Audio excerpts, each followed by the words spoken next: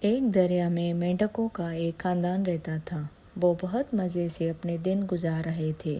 اس دریا پر دو بیل روزانہ پانی پینے آتے۔ ایک دن مینڈکوں نے دیکھا کہ صرف ایک ہی بیل پانی پینے آیا ہے۔ بزرگ مینڈک نے اس بیل سے پوچھا، میاں بیل، تمہارا ساتھی آج تمہارے ساتھ پانی پینے کیوں نہیں آیا؟ بیل نے بڑی نفرت اور حقارت سے جواب دیا، ہم دونوں کے درمیان لڑائی ہو گئی ہے، اس لیے میں اکیلا یہاں آیا ہوں۔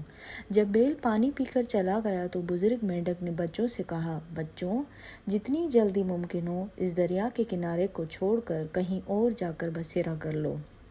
بچوں نے وجہ پوچھی تو بزرگ مینڈک نے کہا، جہاں نا اتفاق اور دشمنی جنم لے لے وہاں رہنا خطرے سے خالی نہیں ہوگا۔ ایک نوجوان مینڈک اکڑ کر کہنے لگا، تم جانا چاہتے ہو تو خوشی سے جاؤ، میں تو یہیں رہوں گا۔ بھلا بیلوں کی دشمنی کا ہم سے کیا تعلق؟ بزرگ مینڈک اپنے خاندان کو لے کر دریا کے دوسرے کنارے پر چلا گیا اور ناسمجھ مینڈک وہیں رہ گیا۔ ایک دن ایسا ہوا کہ دونوں بیل ایک ساتھ پانی پینے آ نکلے۔ پہلے انہوں نے ایک دوسرے کو نفرت سے دیکھا اور پھر دونوں نے لڑائی شروع ہو گئی۔ دونوں بیل لڑتے لڑتے لہو لہاں ہو گئے۔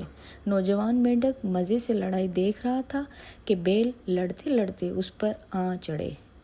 مینڈک ان کے پاؤں کے نیچے آ کر کچلا دیا۔